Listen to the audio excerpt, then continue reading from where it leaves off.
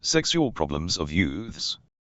In this book, the author has explained the reasons for the sexual problems being faced by the Muslim youth. He talks about the impediments to marriage and the sexual perversions that result in the youth being unmarried. Lastly, he presents advice on how to deal with this problem. Dedication. All praise belongs to the Lord, who created us and commissioned his noble messengers to guide us to felicity in this world and the next.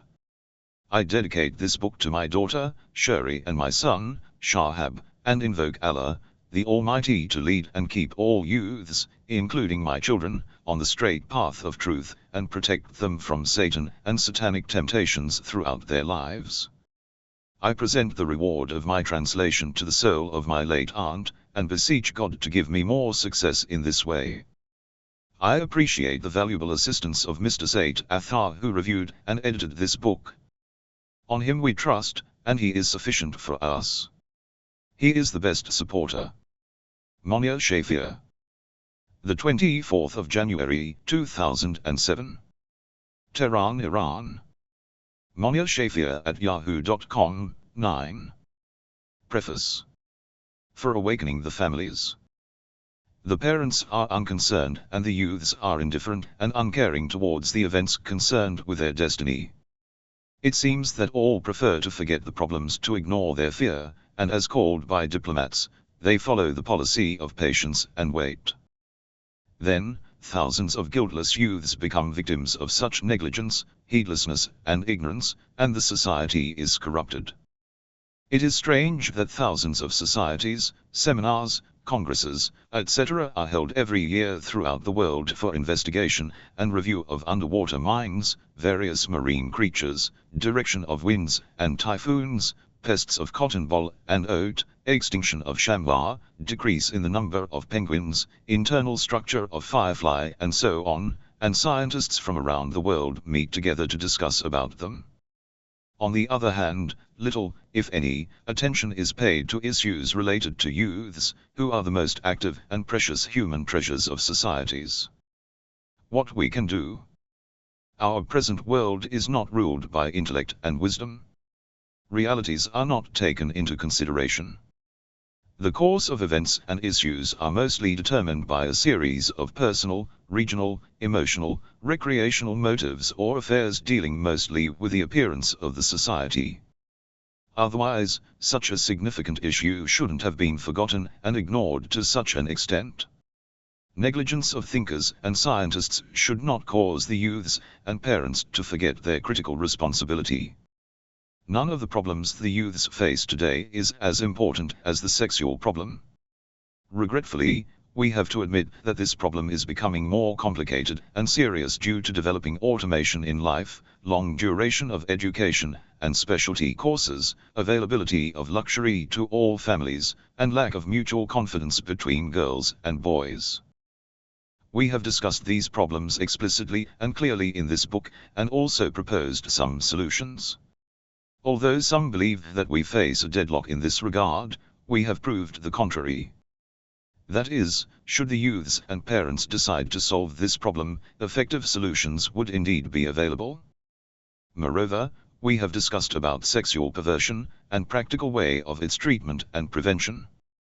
Studying it will certainly provide useful information for all youths to get salvation from this problem. These discussions were already published in Naser magazine, but after receiving repeated requests and numerous letters from the magazine office, it was published after revision and completion in book form, which is available to you now. We pray God the Almighty to give success to all the youths to solve their problems in this critical issue of life by following the instructions in this book. This is our utmost desire. Naser Makarem Shirazi. August 1971. A problem called marriage. Barriers to spouse selection. In the name of God. Every youth faces these barriers. Statistics indicate that marriage, particularly in recent years, has considerably decreased, and in contrary, marriage age, especially in big cities and places nearer to civilization, has increased so that youth marry at ages when enthusiasm and vivacity has nearly faded, and the prime time of marriage has ended. Of course, this is caused by various factors, the most important of which are: 1. Extended period of education. 2. Possibility of illegal relations. 3. Unavailability of needs of life, as desired, and heavy expenditures for marriage. 4. Distrust between young boys and girls. Here, we will study in details the first two parts which enjoy more significance.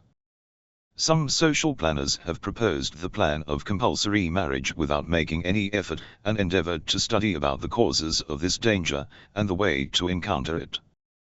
That is, for instance, to impose a kind of special tax on singleness to force the youth to accept family life, or to deny single youths employment in different institutions, or to consider other severe punishments for these youths. Some youths ask us, what is your idea about this plan? Do you think it is an effective and proper solution? We believe that if compulsory marriage implies application of some ways, like denying to single youths employment in different institutions, it may be slightly and temporarily effective in the current situation, but it would never be a final solution for the dangerous event of decrease in matrimony. Rather, it may even create undesirable reactions. Basically, marriage and compulsion are two contrary terms that are never compatible with each other. Compulsory marriage is like compulsory friendship and affection. Is it possible to inspire affection and amity between two individuals compulsorily and forced by law? Marriage, in its proper concept, is a kind of spiritual and corporeal relationship for a peaceful common life in prosperity and sincerity. On this account, it shall be established in a free and optional condition, void of any imposition. Therefore, any marriage contract concluded without full satisfaction of both parties is repudiated by Islam. Marriage is not like military service to dispatch one to the garrison and force one to learn military techniques under particular control. It is strange that planners try to reform the present condition, which is the result of a series of social abnormalities without paying least attention to the causes of its occurrence. We believe that even if such plans are practical, they are only considered as a sedative medicine, while the main causes of this event and the causes of its causes shall be found and eradicated. Then, the present abnormal, illogical and undesirable situation of marriage would be automatically corrected. Therefore, we have better to study each of the above four factors as the main causes of decrease in marriage independently. Extended duration of education, the first great barrier to marriage of the youth. Although, we know that not all of those who escape the critical issue of marriage have the excuse of being engaged in education, but there are many who remain single even for several years after their graduation.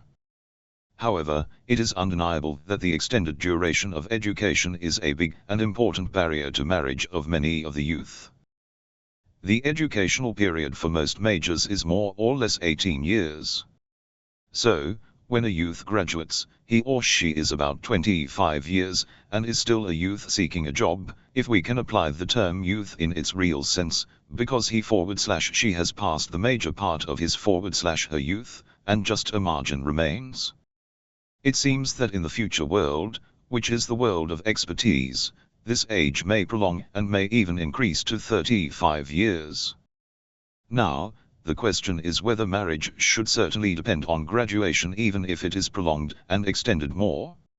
Or this dependency, which is believed by some to be indispensable, shall be eliminated, and the youth shall be relieved from this very troublesome requisite. On the other hand, how could a young student, who is a consumption system spending money, and not a productive system having income, think of marriage with such heavy and excessive expenses? How can we deny the relationship of marriage to graduation? We believe that if we think openly and avoid wrong imitations, solving this problem is not too difficult, and there is a clear plan for it, that is. What is the problem if youths select their partners through consultation with parents and considerate friends during their education period, when they are at ages appropriate for marriage? Then, a sort of legal engagement, conclusion of marriage contract as well as religious and legal formalities, exclusive of wedding ceremonies, not requiring luxuries, and expensive costs could be arranged between them, so that the boy and girl know that they belong to each other and will be partners to each other in the future life. Later, after preparation of facilities, they may accomplish the remaining marriage and wedding ceremonies in a simple and reputable form.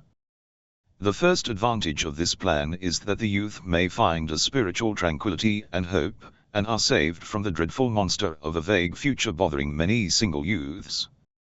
On the other hand, it ensures them against many moral aberrations, and relieves them from wasting too much time in finding a suitable spouse, when facilities for starting a joint life are provided. It is possible for most youths to act according to this plan.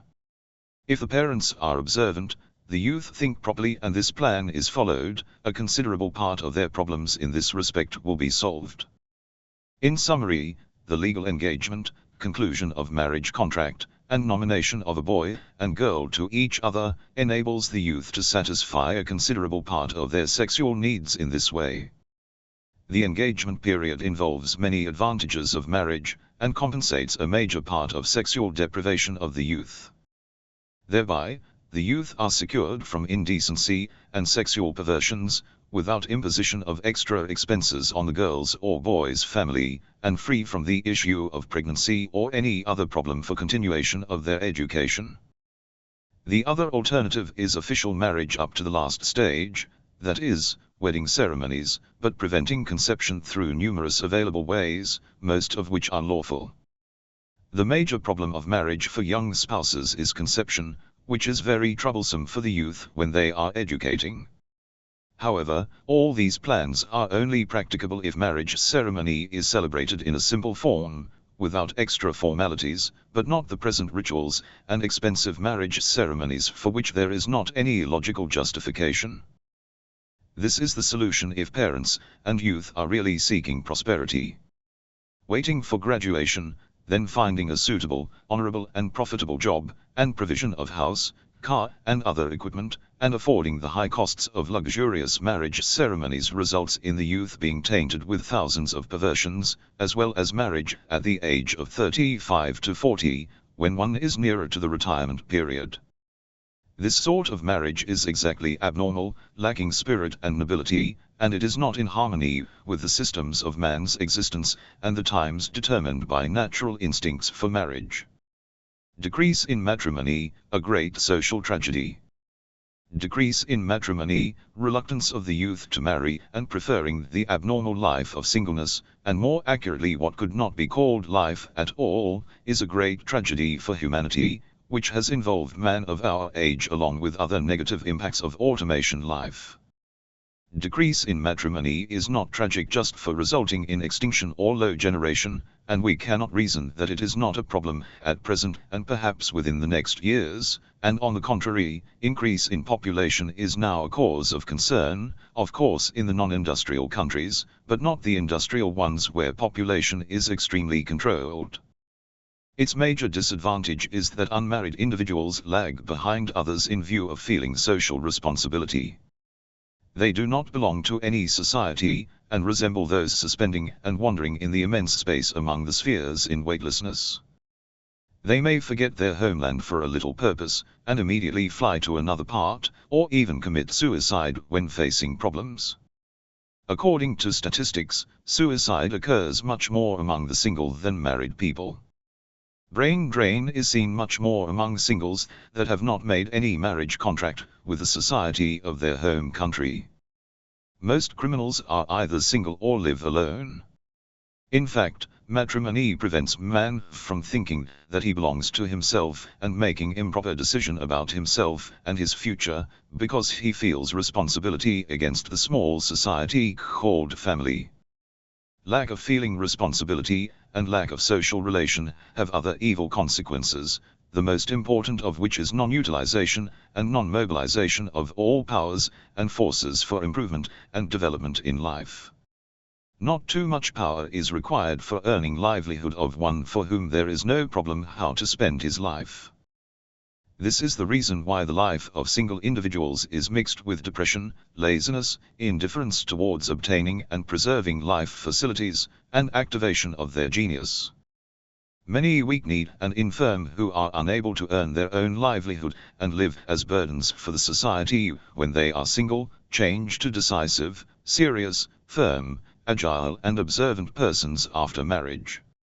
All these are miracles of feeling responsibility.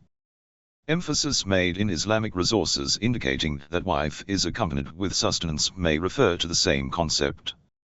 In this respect, we can compare the single to the wandering nomads who have never tried to improve the lands where they live temporarily and easily immigrate to another place.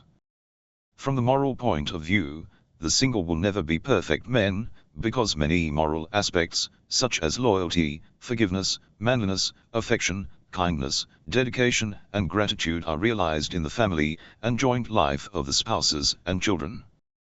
Those who have not experienced this situation are less familiar with these concepts.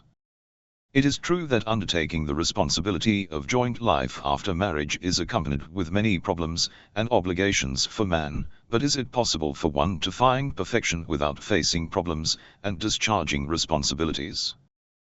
The issue of responding to the natural needs of body and spirit, and the unfavorable mental and corporeal reactions caused by saying no to this need, is definite and certain.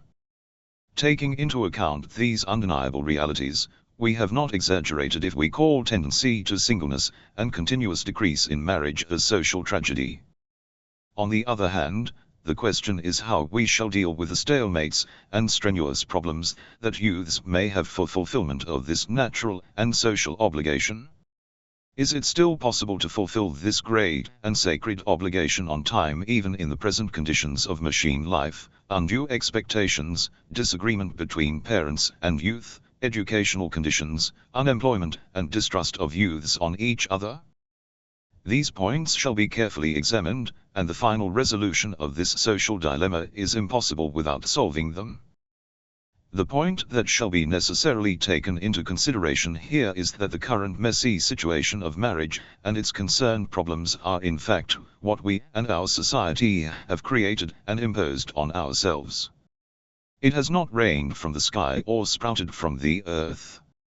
We have established it as a result of competition, ignorance, improper prejudgments, wrong calculations, and involvement in a series of harmful habits, customs, and blindly imitations.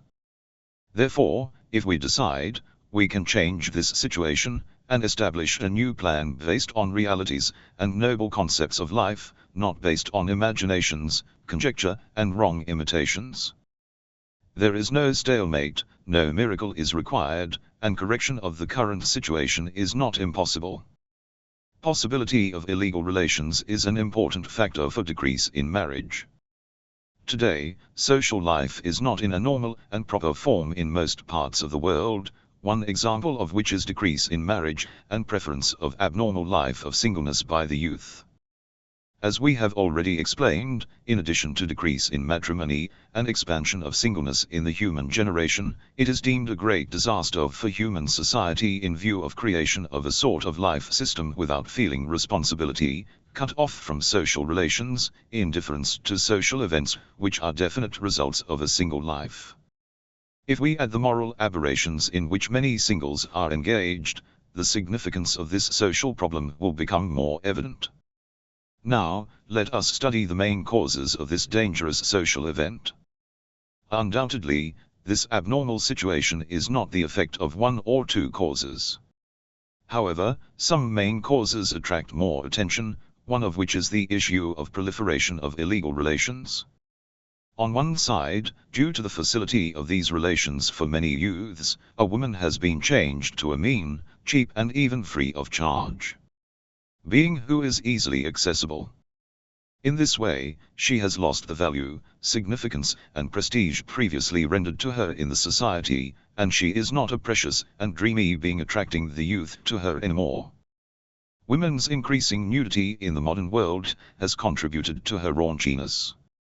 Although it may be a transient cause for attraction of the capricious men at the beginning, but it finally results in the raunchiness and cheapness, while this is in contrary to what these women expect.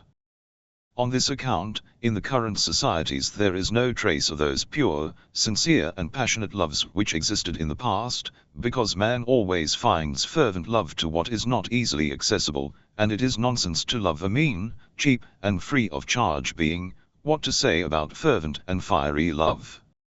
On the other hand, many licentious men may ask why they should undertake so many terms and responsibilities of marriage to gain access to a woman, while many of them are accessible without acceptance of any term or responsibility. Hence, since they are not familiar with the ominous consequences of sexual and moral licentiousness, and see women merely as a means of satiation of sexual desire, basically they consider acceptance of marriage, and so many terms and responsibilities, a silly decision. And spend all or a major part of their life being single. Taking into account these facts, the effect of possibility and facility of illegal relations on decrease in marriage is exactly clarified. In Western societies, where this freedom and laxity is more, matrimony has decreased further. They marry when they are aged, and even these marriages are so weak and short-lived that it often dissolves for small and sometimes ridiculous reasons. Victims of these shameful relations. In addition to what was explained above, there are always filthy and dirty elements in such societies, who prefer being single to a life of matrimony, called centers of prostitution, that are an important factor for decrease in marriage as well as dissolution of families. These filthy centers, which are necessarily besides present unhealthy societies, are a clear proof for abnormal temper and condition of these societies. Prostitution and its centers shall not be discussed only in view of being a center for expansion of immorality and spread of various types of corporeal and mental microbes. Neither shall it be discussed in view of its effect on the marriage and tendency to singleness, although these aspects require precise discussion and study. Rather, it shall be also discussed in view of the floozies who gather and prostitute in these centers. Those who have had precise studies in this regard, and have written books after extensive researches, confess that the situation of this group of prostitutes represents the most painful and grievous types of slavery in the Middle Ages. They are excluded, forlorn and really helpless women, who are always indebted and burn day and night like a candle to illuminate parties of lust and sensualism, and finally die forsaken in the worst condition, and there is no one even for their burial. Which conscience authorizes existence of such helpless slaves in the society when it claims to have abolished slavery? We shall not forget this pitiful slavery, that has been regretfully recognized and affirmed by many modern societies, is the result of facility of illegal relations. Women bogged down in these fetid swamps of society are often the same victims of illegal relations, who are gradually led to these centers. The story of these women mentioned in some books is undoubtedly one of the most grievous tragedies, and a blemish for modern societies, but unfortunately, it is less studied and discussed. Therefore, for prevention of dissolution of families, fall and decrease in matrimony, and delivering these helpless slaves, this sort of freedom, licentiousness, and possibility of illegal relations shall be prohibited. This is not possible save with provision of a proper program. Considering the above facts, the dear youths shall care more for themselves and their friends, and pay no heed to the well-worn deceptive phrases uttered by unclean individuals for drawing them to these types of licentiousness. Those who introduce this situation and these centers as a social necessity, and are going to reduce the obscenity and ugliness of prostitution, and rather call this illegitimate action a means of guarding the chastity of families and health of youths, are really wrong. Is existence of a fetid swamp resulting in expansion of immorality and even corporeal diseases, which are separated from the societies to prevent transmission of taint to the families, a social necessity? Shackles for the youth. It is true that ages have passed from the normal time of our marriage, but how can we marry while we do not yet have a car? We do not yet have a job. We have not yet saved enough money to cover the heavy costs of marriage, gifts for bride. We have not provided a good place for our marriage ceremonies yet. How we can agree to the marriage of our daughter while an ideal husband with sufficient income, honorable job, good position, house, has not proposed marriage with her, and those who have proposed lacked one or two of these conditions?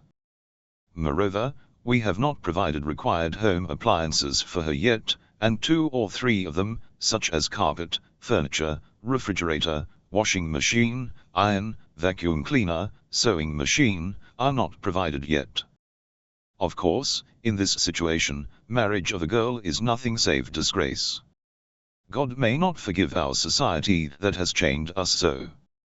What we can do when the troublesome and disturbing conditions in the society do not let us to act in a proper way. These are the confab, or more proper to say that unreasonable pretexts and excuses of a number of youths, girls and boys, and parents for avoiding the critical issue of marriage. A scientist says, life has 2 parts, first part is spent with hope for the second part, and the second part with sigh for the first. It is better to apply the term dream instead of hope, and say, the first part of life is spent dreaming about the second part, and the second part sighing for the first. The clear example is the issue of marriage of many of our youths. They waste half their life finding an ideal spouse, and the other half sighing at the mistakes they committed in the first part. However, these youths and those parents that these shackles and false hindrances are established by no one save you. You have established a vain and entirely illusory concept for conjugal life, and lost the real happiness and felicity for achieving an illusory one. Be sure that as all experiments and experiences have proved, the boundaries and lines which you have drawn for felicity will never make you happy. These competitions, blindly imitations, rendering authenticity to inauthentic affairs, glasses deviating proper vision to life, endless expectations, false dreams, and deceptive mirages, all have shackled you and hinder you from accomplishment of the most essential task for a youth. Should the youth and parents be decisive and brave enough to cut the chains of captivity in the claws of delusion, fancy, and dream, and break these idols, then they would find that they have achieved freedom of spirit and easiness, and how prosperous and happy they have become. Can you find someone owning house, car and everything at his youth? Then, why do you expect yourself or your spouse to be so? That is right, there are some whose forefathers have been rich and they have inherited from them. However, since they have not taken efforts for gaining their wealth, fortunately or unfortunately, they will not be able to keep it. Take it easy, and when the simple and reasonable requisites are provided, take action for marriage. We believe that marriage with simple ceremonies is easy, and do not be surprised, even compatible with education, provided both parties understand the proper concept of marriage. They shall also understand that everything in the world of creation is gradual, and better conditions for life are provided little by little. Expectations shall always be in the frame of facilities. It seems that the youth wandering in the byways of these dreams have forgotten that what is essential in marriage is existence of 2 persons understanding each other and the proper concept of life, and loving it. Existence of the 2 basic factors, that is, 2 persons with proper understanding, is essential. Otherwise, the other requisites and facilities would not bring happiness. On this basis, our high religious instructions have not defined any condition for accomplishment of a proper marriage save existence of 2 sane persons, the spouses, willing to have a joint conjugal life, while you can see this simple task has been changed into such a complicated problem. The other remarkable point is that the simple life of seminary students could be an evident practical example for the other youths. Pay attention. Around 99% of seminary students marry while undergoing studies, and although their courses at the seminary are very heavy and difficult and they are engaged in it full time, they can live in utmost purity and simplicity with the meager allowance paid by seminary treasuries, or through agriculture or a simple job during summer, without facing with fateful consequences of loneliness, while they feel tranquility and happiness in this respect. 7 Adventures of Matrimony. Many issues known to us as unpleasant but meantime inevitable necessities of life are the products of our illogical deeds and are often avoidable. Many snares which we suppose destiny has imposed for us are the same chains that we have made by our own hands. A major part of problems in our life is indeed obstructions, excuses, obstinacies, and even inflexibilities exhibited by us when facing events, but not real problems. It is said that once Rostam, the Iranian epical hero, decided to conquer some parts of Iran that no preceding gallant conquerors had succeeded in. During his journey towards the heart of this region, he faced 7 great obstacles, each of which was more terrible than the other. Once he faced the white demon, and once the giant dragon, and once the dangerous magicians.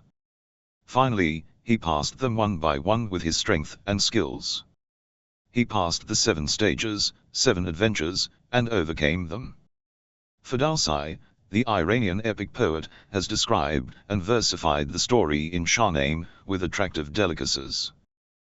The legend is a romantic representation of the mass of problems in a man's life, their abundance and intensity, and a plan for showing ways of overcoming these problems. Nowadays, the issue of marriage and passing its obstacles is not easier than what Rostam did when passing the 7 legendary adventures. The only difference is that neither all youths possess the bravery and power which Rostam had for passing the 7 adventures, nor basically they are so decisive and determined.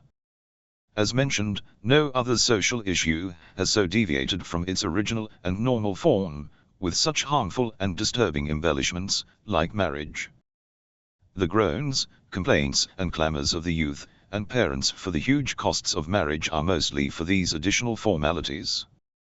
Otherwise, the basis of marriage is too simple, pure and sacred to cause so many problems and troubles. At present, for many people, marriage is like mining gold from the mines, which is mixed with impurity, that it is not economical and does not worth such a trouble. Impurities of marriage are the very competitions, wrong customs, transient humors and fancies, achieving unreal honor, prestige and personality. Marriage has lost its main visage among the mass of problems. It is transformed to a horrible monster that not all individuals could bear. Worse is that a few people dare to challenge these embellishments and impurities. In this respect, the educated are worse than the illiterate.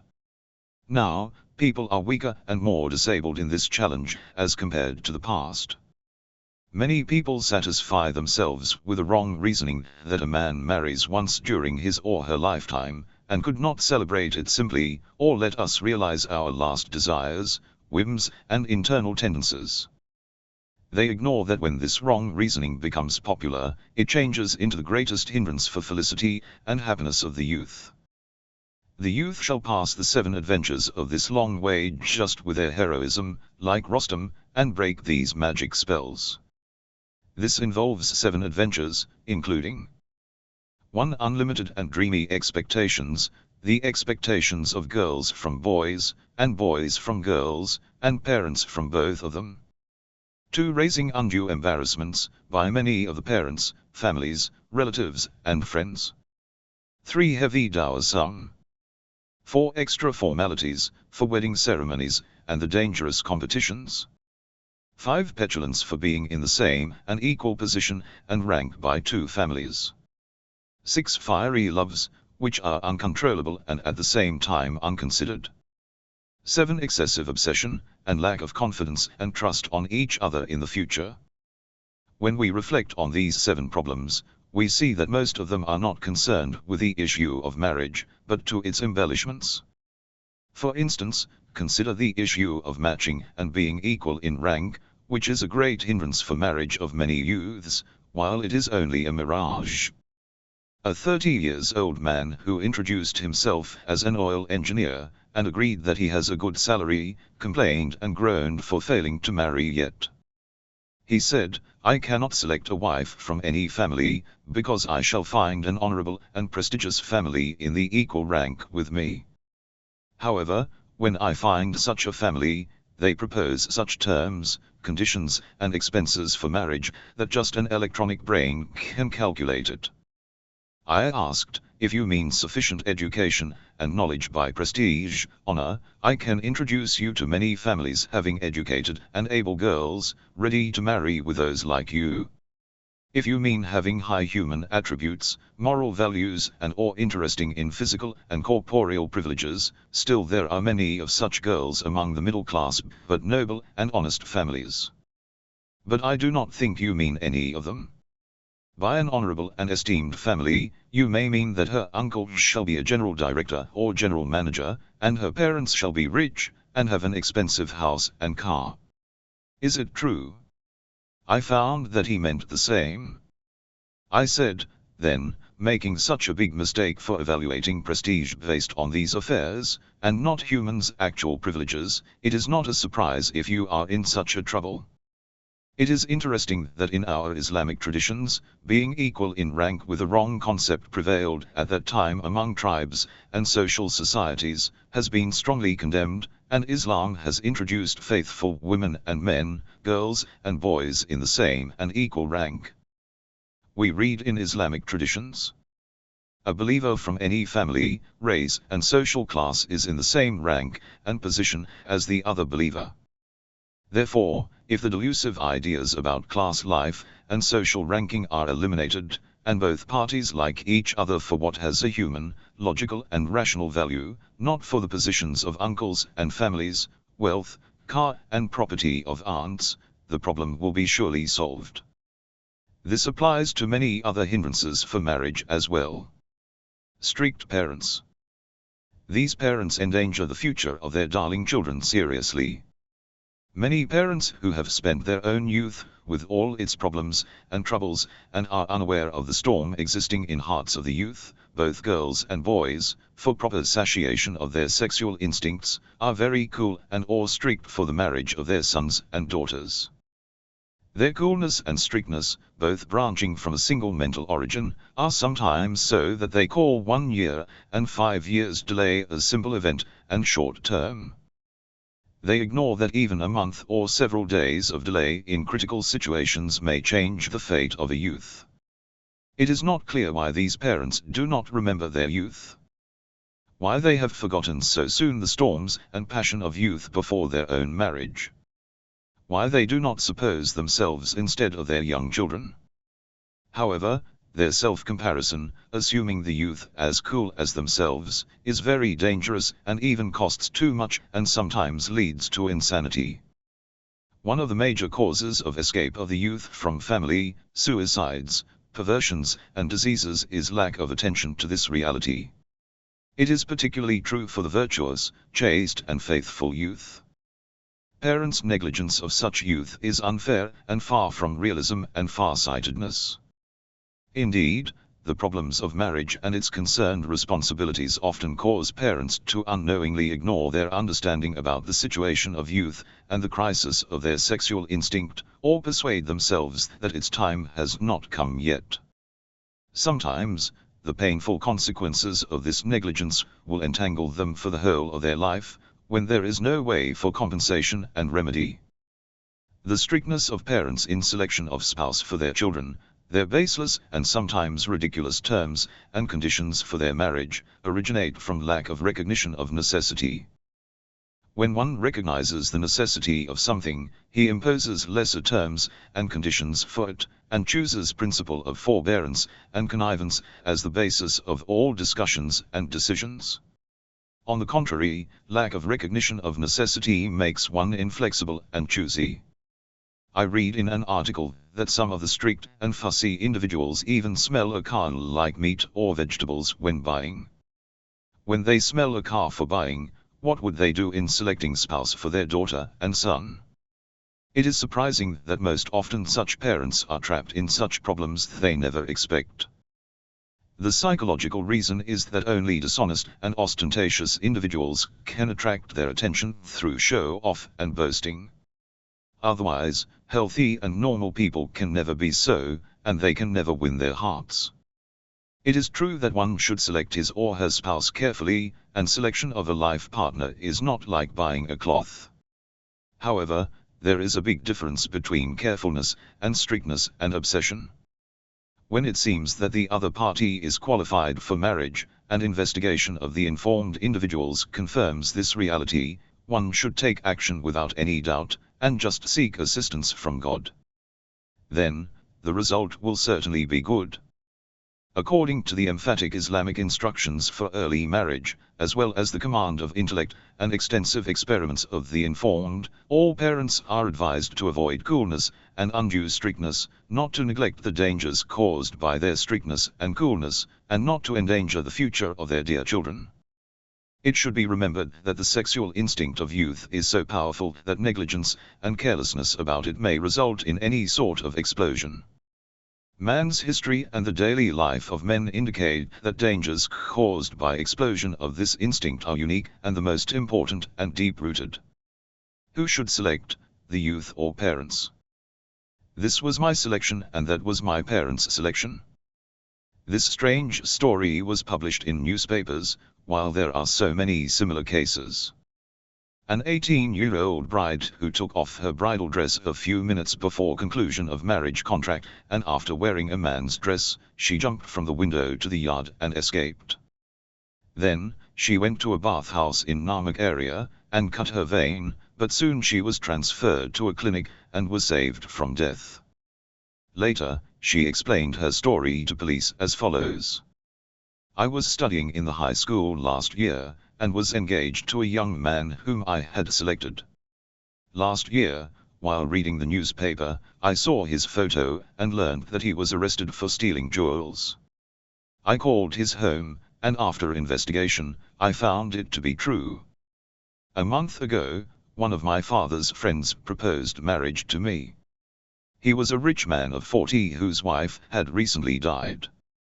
I had no interest in him, and expressed my view several times, but no one listened to me, and my father still insisted. Once I found that invitation cards for the wedding have been distributed, I had no other alternative other than escape and committing suicide.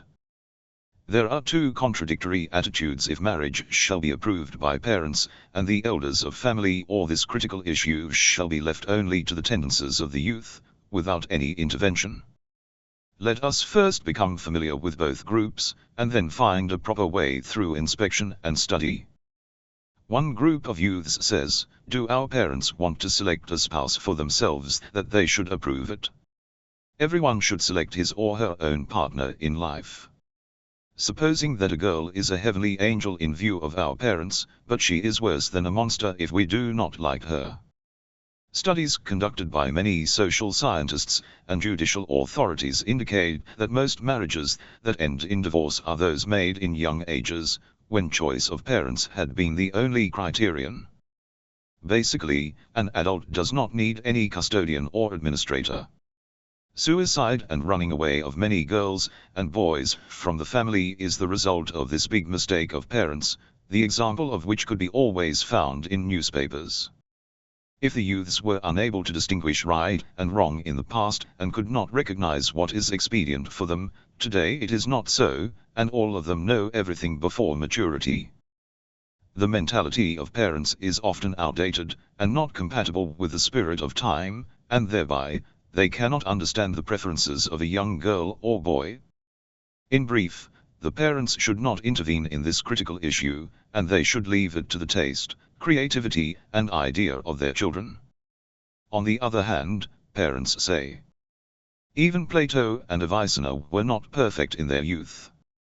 That is to say, the youths are so optimist and simple-minded that they are easily deceived by elegant and self-righteous faces due to their innocence and sincerity. They do not know what devils are hidden behind these deceitful faces. There are many perverted individuals who memorize the most beautiful phrases and the most enchanting and literary clichés, and repeat them with extremely masterful way to all your young boys and girls, and so-called spouse hunters, but when everything is over, they show their real faces. Even the clever youths need a guide for marriage, because it is the first time they are experiencing it. They shall seek help of those who have traversed this path, as it is dark and one should fear the risk of aberration. Furthermore, parents are never enemies of their children. They consider their real expediencies, because they love them even more than themselves. Even illiterate and uninformed parents are experienced and familiar with advantages affecting the future of matrimony, and are able to distinguish realities from imaginations and delusions. Moreover, it is very shameful from the moral point of view if a youth totally disregards one who has devoted his or her power, alacrity, and strength to him, and to whom he is indebted for his life, in such critical issue, and pay no heed to their pure feelings at all. He should not just think of satisfying of his desires, and select his spouse without parents' consent, and forget all his debts to them. This is not compatible with any human principle. However, we believe that none of these two views are fully realistic. Neither the parents have any right to impose their idea on the youth in spouse selection, nor is it advisable for the youth to make this critical selection alone. Rather, the proper way is to arrange and accomplish this critical issue through assistance, consultation, and exchange of views. The parents shall consider the reality that selection of spouse is not just based on logic and reasoning. Rather, the main factor for this selection is a matter of taste, and certainly the tastes of two individuals, even two brothers, are very different. An imposed marriage is unlikely to last long. Sooner or later, it ends in divorce. The worst and most dangerous case is when parents consider their personal interests in selecting the spouse of their children. Such people are absolutely wrong.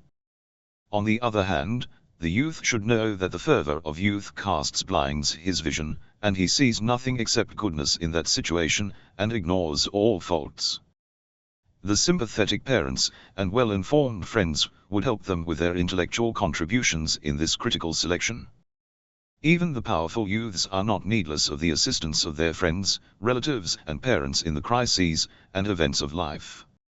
If they disregard this vital issue, they cannot enjoy their support and backing in future problems.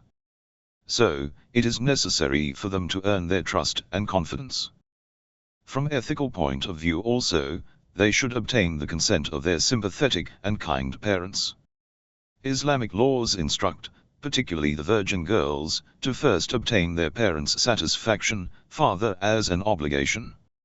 Of course, there are exceptional cases when the father wants to arrange a marriage against interests of his child for his personal interests, or when the marriage is in accordance with the child's interests, but the father intentionally obstructs it.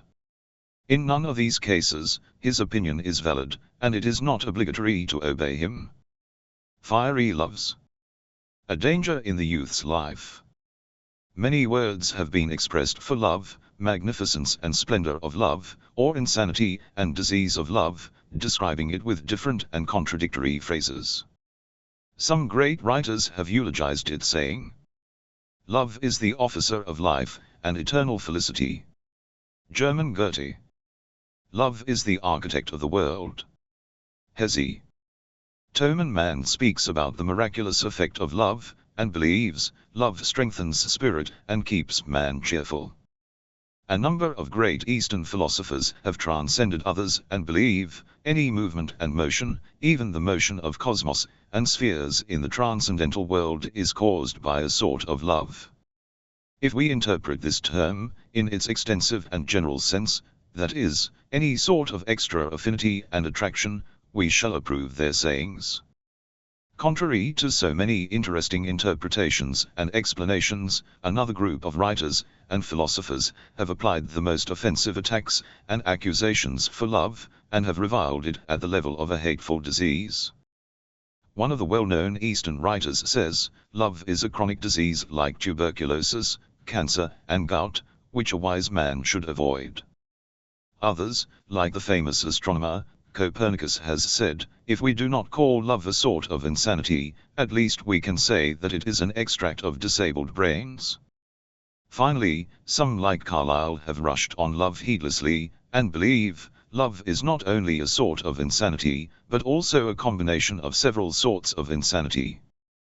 These contradictory descriptions for the term, which is one of the most popular in literature and poetry, and even ordinary utterances, should not be accounted for contradiction in judgment about a particular reality. Rather, the dissidence actually originates from the difference in the point of view of the judges. In other words, each of these writers and scientists has discussed one of the facets of love which they have encountered more in their life. Therefore, we shall confess that if by love we mean a powerful and extraordinary attraction between two individuals or in general between two creatures, such as human, animal, plant, and lifeless thing, in the direction of a superior objective. Is it possible to imagine something higher than it? Its power of creativity is so wonderful that it can leap over any hindrance, and pass any obstacle in the path of perfection and development. They have admired love for such creativity, and its great and unique power, as we know that many of the best literary, architecture, and aesthetic masterstrokes were created under the influence of this emotion. On the other hand, if by love we mean the powerful attraction leading two individuals to sin, stain, and fall into the marsh of vice and prostitution, it is really shameful and blameworthy, because removing its stains is not an easy task. If by love we mean the crazy attraction which completely destroys intellect and wisdom, it is really worthy of scorn. Finally, love has different facets from various points of view. So, both its admiration and scorn could be appropriate and applicable. Under the romantic covering of love, it is noteworthy for all sincere youths to know that nowadays, so many crimes and evils are committed under the pretty and romantic mask of love. Any capricious, lustful and impure person may pretend to be a truthful lover. Any deceitful and two-faced monster having no purpose except satiation of his wild animal lusts may realize his satanic and evil purposes under this veil by applying romantic descriptions of this term. On this account, after realization of his dirty purposes, his real face is unveiled. He forgets what all he had said. There doesn't even remains any drop of those pure sentiments and fiery loves, just like a big vessel full of water which is overturned at once. There remains no trace of the heart full of affection, sick eyes with love, and thousands other claims. There remains only a deceived and regretful beloved with a world of sigh, grief and sorrow. The youth should watch carefully for false pretenders of love, who have no capital except lies, deception and tricks. They must know that there are many such people in the society, who copy a single letter full of lies, and send it to several girls at the same time. Not only girls, but the boys should also watch for various traps, where there is no way of deliverance, and it is possible to regret all life for one moment of negligence, undue optimism, and submission to vain and false phrases. Those who are deprived of affection, submit themselves to such expressions of love very soon, and are thereby deceived and entrapped easily. They should watch out more than others. In the next chapter, titled Pitfalls of Love, we will discuss additional issues complementary to our present discussion. Pitfalls of love. As we have already said, love means a powerful, extraordinary attraction between two individuals, or generally between two creatures to achieve a pure objective. It is one of the glorious appearances of human spirit, and the most excellent masterstrokes of creation. When marriage of two individuals is based on such fondness and affection, but a real and deep one and not a false and surface one, it will certainly remain steady. Such foundation is full of affection and pure love, and such marriages are fruitful, useful, reliable and comforting. However, it differs with false and artificial love, which is apparently fiery, and the transient caprices, the final aim of which is illegitimate satiation of desires, and then forgetting everything. Even in real love and pure fondness, there are great pitfalls, which should never be overlooked. First pitfall. Ordinary affections have a powerful whitewash and cover-up effect. What to say about extreme and extraordinary interests? That is, if we assume that man has two eyes of satisfaction and hate, the latter is totally closed for one in love, so that he, she, may explain the worst faults as the best merits through strange justifications and interpretations. One who gives the least advice to these restless lovers will face a harsh reaction, because the lover thinks and believes that he has no purpose other than enmity, envy, meanness, and so he opposes the other party. The lovers usually think that they have found such perception under the grace of love, that the others do not have, and therefore, judgments and advices of others are the result of their unawareness and improper understanding, as well as their wrong evaluation of the realities of life. Here, giving advice to such a lover is not fruitful, and sometimes it is very dangerous. When these fiery but baseless loves are extinguished through sexual intercourse, the veils are drawn aside, and the eye of realism opens. It seems that the restless lover has awaked from a long, deep, and delightful dream. The merits have been changed, and everything has lost its previous pleasant and faultless appearance. Then, an ineffable penitence and depression casts its heavy and disastrous shade on him/her. A choking darkness and obscurity covers his/her spirit. Sometimes, the distance between these two states is so much that his/her whole life is buried therein, and one is so fearful that may commit suicide. It is not easy to prevent this state and its side effects, and the restless lovers do not accept any advice. Intellectual reasoning is of no use to them, because their logic differs with that of the others, and the distance of their world with the others is so much that basically, no common language is found between them to understand others. They only deal with the language of love, and others with the language of logic and intellect, while there is a big distance between the two. However, their friends shall penetrate into their mind carefully and elegantly, without bruising their feelings, which is very dangerous. They shall discuss the issues with them indirectly, and mention the realities, problems, and their mistakes in form of questions. We shall let the restless lover, engaged in his love wrongly, to return step by step from the path he/she has already trodden, and let them think that they themselves have perceived the reality, and has come to know their mistakes, and return with their own wool, not through the advice of others. The youths too shall suggest to themselves the possibility of this great danger in the normal states to be settled in their unconscious decisively. Since the powerful waves of the unconscious mind do not stop in such critical states, when logic and conscious system fail to operate, it can help such people greatly, and deliver them from the danger of love. The youths shall suggest to themselves that they always respect the utterances of others, the sane and informed people, and rely on them in such cases. Implicit agreements with such restless lovers, and counting the positive points of their beloved, and confessing that they are not totally mistaken in their recognition, are very effective in attraction their confidence, so that they may respect the thoughts of their advisor, and pay attention to his advices. It must be kept in mind that humiliation and blame of such individuals has a very undesirable effect, and it should be strictly avoided.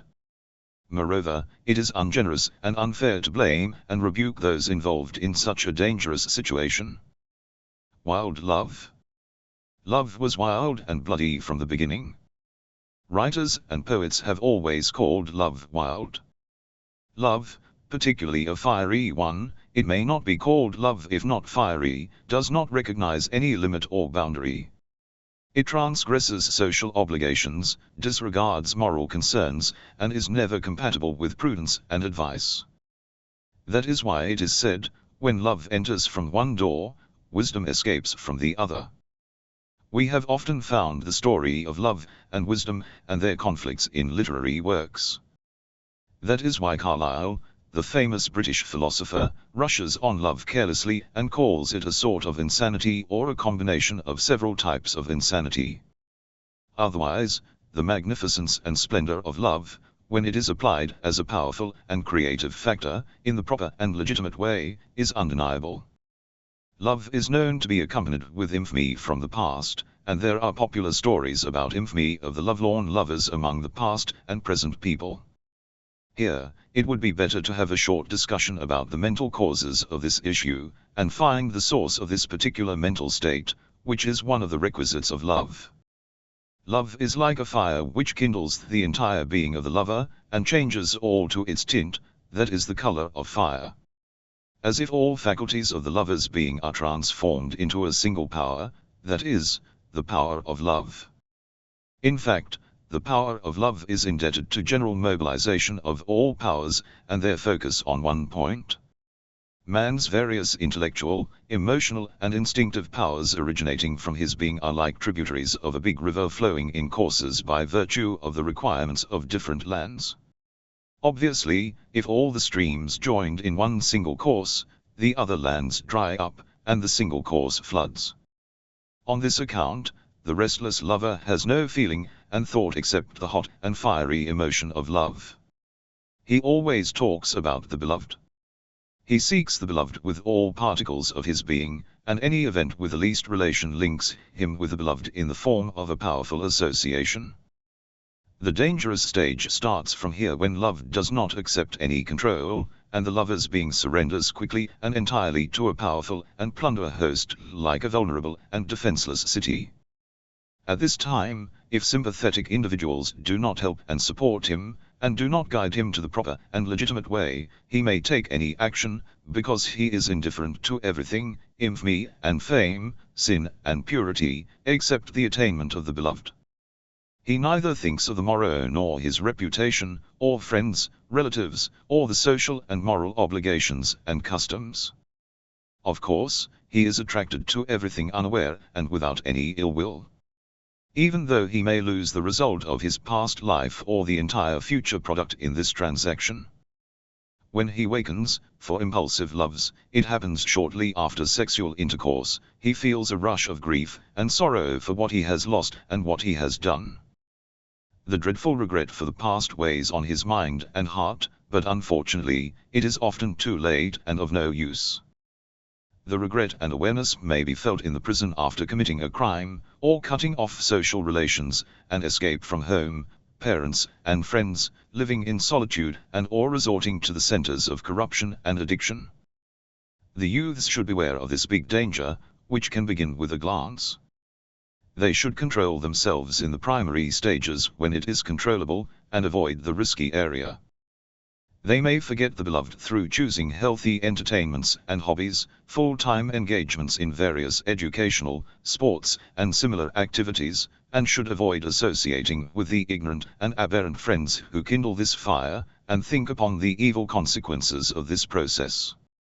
They should keep the vacuum existing in their heart for a pure and sacred love to their future spouse, and absolutely avoid impulsive love affairs posing as sacred ones.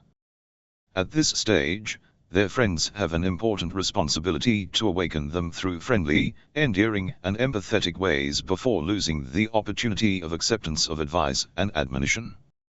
Love and fancy. Many cases of running away from home, divorce and suicide are caused by inconformity of the lovely fancies with the future real life. Any youth is subject to the danger of being involved in an unholy and indecisive fiery love, and may lose some of his distant and near relatives unknowingly because of it. Therefore, all youths and parents should be warned against this danger to prevent it when it is possible. Contrary to other seedlings, love grows and yields very soon. As we already mentioned, sometimes for those susceptible to it, a seed is changed to a strong tree only in an instant and just with a glance. The particular quality of this spiritual event necessitates more investigation and watching carefully its dangers. Hereunder, we will study additional pitfalls of love. Love and dream. Nothing is as dreamy as love. Relationship between the two has been recognized from times immemorial. Those involved in this trap are always living in a dreamy world, where everything differs from what exists in this world. Its criteria differ with those of ordinary world, and its events and appearances shall be seen, not heard. However, the terms applied for normal life are not capable of describing the lover's life. So many dreams of the poets and striking delicacies of their poems are indebted to the fancies of their real or unreal loves. On the other hand, when they attain the beloved and see no trace of those sweet dreams, they understand that everything is at the real level or a little higher. They find remarkable realities, but nothing comparable with their dreams. Then, they are overcome by fear. A sorrowful coolness replaces the ardent fire of past love, and squeezes their heart. They find themselves bankrupt in this transaction. Sometimes they think that they are deceived or mysterious spirits are fighting them directly or with the help of competitors and the envious. At this time, they display drastic reactions, the severity of which is proportionate to the distance of that dream with this reality, running away from home, divorce, suicide or other acute reactions. Love and expectation. Usually, the restless lovers spare no effort for their beloveds, or at least are ready for it. That is why when the fire of love is quenched, it is replaced by strange expectations, and since these expectations are never satiated, the lover complains, and this changes their future life to a hell. Love and revenge. One of the other great dangers of love is inflammation of severe and dangerous sense of revenge for desperation of attainment of the beloved. There are many cases in the contemporary and past history in which lovers have committed slaughters, and the slain was none except the ex-beloved. Turbulent love makes one worship the beloved as far as there is even a thin hope of obtaining the sweetheart. When he feels despair, and considering that it is not possible to extinguish this great power immediately, it is transformed to a severe stroke power, like a ball striking an obstacle and rebounding. As he saw everything little and tolerable with the hope of attainment of his sweetheart, he does not fear anything in taking revenge from her in despair. Mostly, he does not rest without reacting. When he does not feel such power in himself, he may react through suicide. Thereby, he seeks revenge on either his beloved or himself. These are some of the pitfalls of fiery, impulsive and indecisive love affairs. Mercantile marriages. We were talking about marriage, the most difficult and tortuous stage in the life of youth, following by a discussion about love and its pitfalls. Now we continue the previous important subject. It should not surprise you that there are several types of marriages: mercantile marriages, impulsive marriages, and paper marriages, etc. Each of these has particular features based on which it could be easily and exactly recognized. Symptoms of mercantile marriages are heavy marriage portions, rich dowry, water, property, house, real estate, other huge sums of money received as bride price, while from the Islamic point of view, bride price is basically senseless, or other things. Usually, two types of wealth and capital are exchanged in mercantile marriages. 1. Visible wealth. 2. Invisible wealth. Visible wealth refers to the precise calculation of wealth of man or woman, and the near relatives like father, mother, brother, and in brief all of those from whom the bride and groom inherit. In mercantile marriages, the wealth of these people are studied and calculated, and of course, after this transaction, the bride and groom wait for the properties of others like parents and brothers, and actually await their death. On the other hand, invisible wealth refers to the social capabilities and various positions of the near and distant relatives of both parties, which could be used as a means of progress in the society. The value of invisible wealth is sometimes much more than the visible, but in this type of transaction, the bride and groom shall always pray for their relatives so that they can enjoy their support and recommendation when required. It goes without saying that in this sort of marriage, humanistic attributes of both parties, their knowledge, and other things are not taken into account. Rather, all discussions are based on the assets and visible and invisible capital of both parties, particularly women. In mercantile marriages, the woman's personality falls to the level of a usual merchandise, and is transacted just like a commodity. Unfortunately, this sort of marriage is very common in our society, and many parents and some youths believe in it. The other big problem with such marriages is that the reason for their survival is the same as that of their occurrence, and when the man or woman finds himself or herself needless of the other, or takes possession of the desired wealth, the situation is immediately changed. Many cases are seen where men suck the spouse like a juicy fruit, and throw away the residue. Sacred affinity and love that guarantees survival of matrimony is never meaningful to them, and both parties look upon each other as an expensive car or a luxurious apartment. Such women have expectations proportionate to their wealth, position, and facilities of their relatives, and dowry. This is a great blight for survival of matrimony. High frequency of such marriage has caused many youths to introduce themselves falsely as owners of expensive cars, houses, flats, etc. When, after marriage, it is revealed that he doesn't even own a star in the seven heavens, challenges and arguments begin. This issue has been particularly taken into account in our religious teachings, and Muslims are strictly forbidden such marriages. Our great leaders have denounced those marrying for wealth and property of the other party, and have called a heavy marriage portion as an ominous sign of marriage. They were satisfied with marriage of their daughters with materially poor but spiritually rich individuals, and by setting little marriage portions they set an example for all of us. The Holy Prophet, S.A., says, "One who marries a woman only for her beauty, he does not achieve his purpose, and one who marries a woman only for her wealth, God leaves him alone. Try to marry faithful and pure women." Wazil Ash-Shia, 3:6. Whimsical marriages. Whim is one of the most important and at the same time most dangerous bases of marriage. Whim should not be confused with legitimate sexual pleasure as the instinctive motive of marriage. There is no doubt that most youths seek sexual pleasure in marriage, and based on the nature that has created such a powerful instinct in them, they are authorized to look for it. However, whim is something else. It refers to a series of wishful fancies and wrong and unwise calculations mixed with irregular fluctuations or abnormal and animal enjoyments. Whim is based on the transient, unstable and even childish or foolish values. The whimsical marriages often end up in divorce, because the guarantee for its survival is sometimes as unstable as a bubble. There are many symptoms for impulsive marriages. Whimsical magazines are full of this sort of marriages. Their pattern is sometimes cinema and films, and sometimes marriages and divorces of singers and actors, while we know that cinema scenes and characters are nothing except unreal and made up, and reality is something else.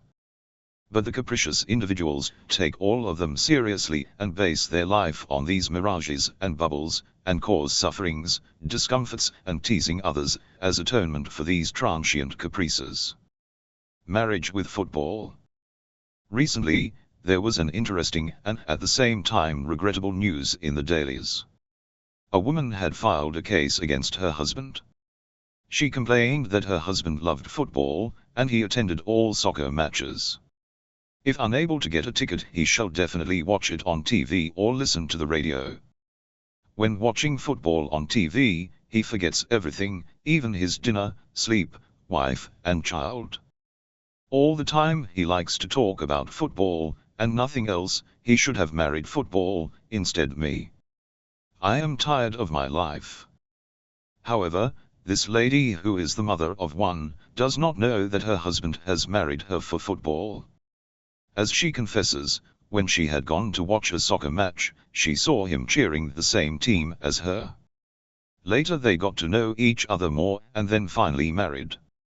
It seems that their spiritual common point was just cheering the same team.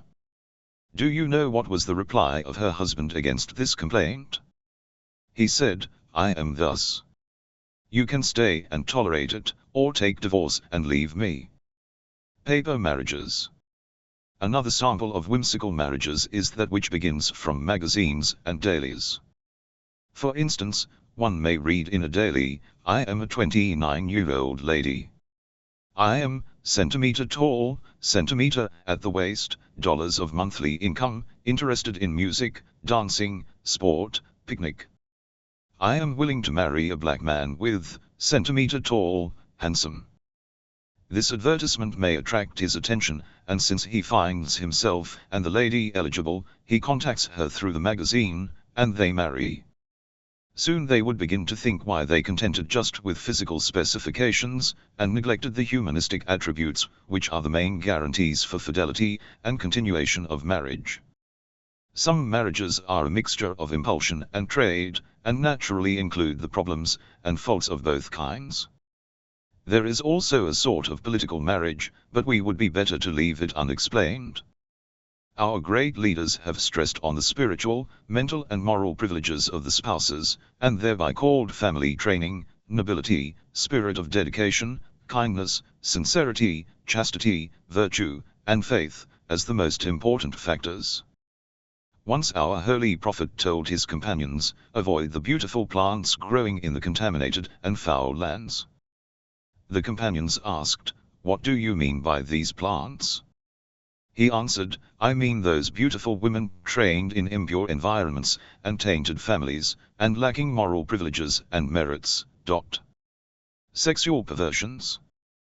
The youth and sexual perversions. The painful cries from everywhere.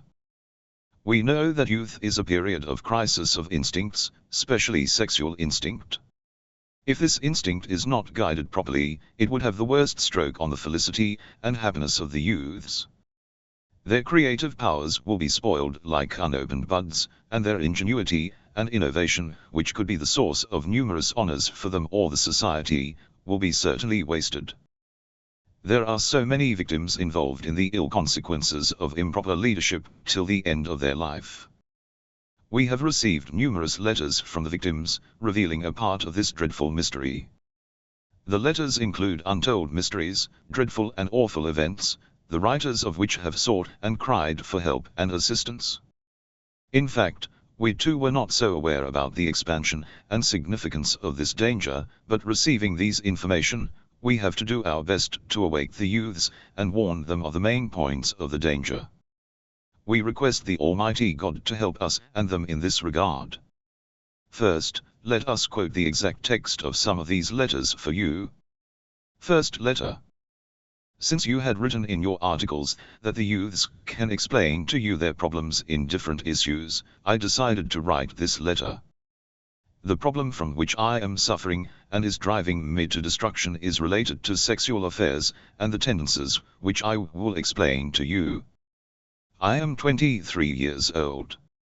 After the onset of puberty, I was afflicted with a sort of sexual perversion due to improper training, lack of attention, and unawareness, and unfortunately I continued it for 7 years. Now, I am suffering from this internecine blight, and although I have tried hard to stop it, it is of no use. In addition to studying its harms in the books, I find them in myself too. Weak eyes, nervous system weakness, anemia, trembling, thinness, and faint have humbled me. I was having sufficient talents, and was undergoing education, while now I cannot understand the subjects properly, but still continue my education with difficulties. When I take up the pen, I am not able to write. So, I put it aside, and later when my hand finds power, I start writing again. There is a weak faith in me which, along with my conscience, blames me. I sit in a corner and weep as much as I can so that my eyes become red. In brief, I am distressed and miserable, and I do not have any redresser and reliever. You may be interested to know why I do not quit it while observing its harms. I shall reply that now I believe it is, nearly, impossible to quit. When I become hot with desire, I lose my willpower. When I recover myself, I can only cry. Sometimes I beseech God and have recourse to imams, but the more I implore, the less useful it is. Once I tell myself that God and the pure imams do not pay any heed to dirty people like me. We are the miserable who cannot relieve our hearts even with our near relatives. To whom shall we resort? I cannot tolerate any more, and I am sick of the world. Have pity on me and suggest a way to relieve and deliver me. If you know a medical prescription, let me know it, and be sure, as you are, that there is no need for my appreciation. The society shall appreciate you, and God may reward you. Another letter. I admire you for the sacred warfare you started for guiding the youths. It is clear for me that your idea, against that of many contributors of magazines, aims at felicity of youths. I am 17 years old, and a student of the 4th grade in the high school. I was an excellent student all through the primary school period. However, after maturity I fell into a trap. Of course, it is not limited to me. A number of those of my age have fallen into this trap. At 1st grade of high school, I was afflicted with a sort of perversion. During the last 4 years, I have lost a large part of my mental power. I repented tens of times, but my frailty is worsened. Now, I feel that a major part of my body, That is, my heart and nerves are not working well, and the worst point is that I have lost my willpower, always have inferiority complex, speak too little, cannot exercise, and not even go to family gatherings. I know well that I will not have a good end, but I am too weak-willed to quit this dangerous activity. What is the reason? The reason is that there are many photos of nude women in the hands of my friends. Our only hobby is watching deviant and sexy films, and pornography books are available at the lowest price. Please guide me. Tell me, how can I get rid of this fatal pain? Third letter. Are you aware of the situation of youths and our problems? Do you know that a number of youths commit a serious offense and are perverted? I was recently walking at Thorare Street in Yazd.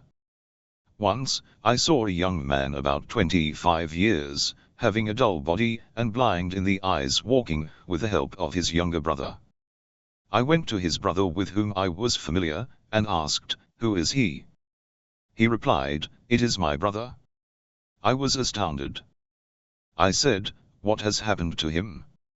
He replied, "He had no problem till he was 20, but due to a perverse addiction for some years he has become blind. Regretfully, he still doesn't quit the malefaction. I request you to describe the harms of this malady and the method of its treatment for the youths. What we should do for avoiding such evils." These were some letters we received from different cities, and we have mostly quoted their exact words above, omitting the name of writers and phrases that are uncivil to mention here. These letters and such like are live and expressive images from the situation of our youths and their future. Of course, it is remarkable that there are many pure youths who are not tainted with any moral aberration, but at the same time there are many victims also. If we ignore them and continue to be silent spectators, the pure too will be threatened, the tainted will die, or will become feeble, pitiful, defeated, poor, and even criminal like the other victims. However, we hope to save the most tainted through the method which we will explain, if they want and resolve, and the pure ones may look at these issues more carefully to find the way of prevention of any sort of perversion. Hearing the moans of these victims makes our heart tremble, and the bite of their pens, seeking help beseechingly, stings and wounds the spirit of any human. Unfortunately, the sexual problem of youths is in a very dangerous and critical stage as a result of reading some publications, watching porn movies, distribution of lurid photos, as well as abuse of freedom. It calls for an unremitting endeavor and struggle for saving the youths. Otherwise, an evil and fatal future will be here soon. However, we believe studying the situation of these victims, as the examples mentioned here above, and others seen by you, could be an expressive teacher for so many hints to all. Anyhow, significance of subject necessitates to mention what shall be said in this regard, warn all about the cliffs in the course of life of youths, and describe the way of salvation for the entrapped. We invite all of you to study these series of discussions precisely, and assure you that if you leave your heart to us and follow exactly what we provide for you, you will be saved from all risks. The fatal consequences of perversions. One of the most important issues that the youths face, and method of prevention of the untainted and treatment of the tainted. In the preceding chapter, we mentioned some live examples to show how perversion and addiction to some of sexual aberrations can change the youths to a feeble, abject, hopeless, retarded and a sick being to the extent of insanity and death. Unfortunately, at our time, called by some as the time of sexy affairs, many idle writers try to represent the perversions of youths as something insignificant, and sometimes for satisfaction of perverted people, introduce it as a necessity of life, and one of the requisites of youth period. As we know, a group of people too have made it a means for their illegal business, and look everywhere for hot sexy subjects, and preparing provocative photos, and do not spare any life. For instance, recently in a magazine called Women, a so-called shocking news item was published, which, as the writer says, it has astonished all Europe. It was about a lady who had announced in a newspaper that she was looking for a lady love for her husband.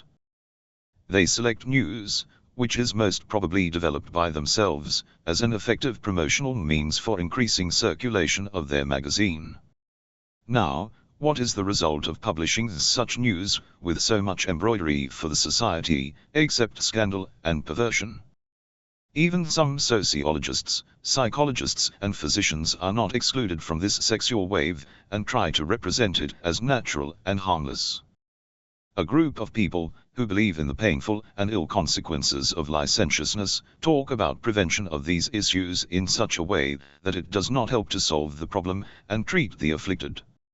Rather, it teaches the perverted ways they did not know before, and increases their perversion.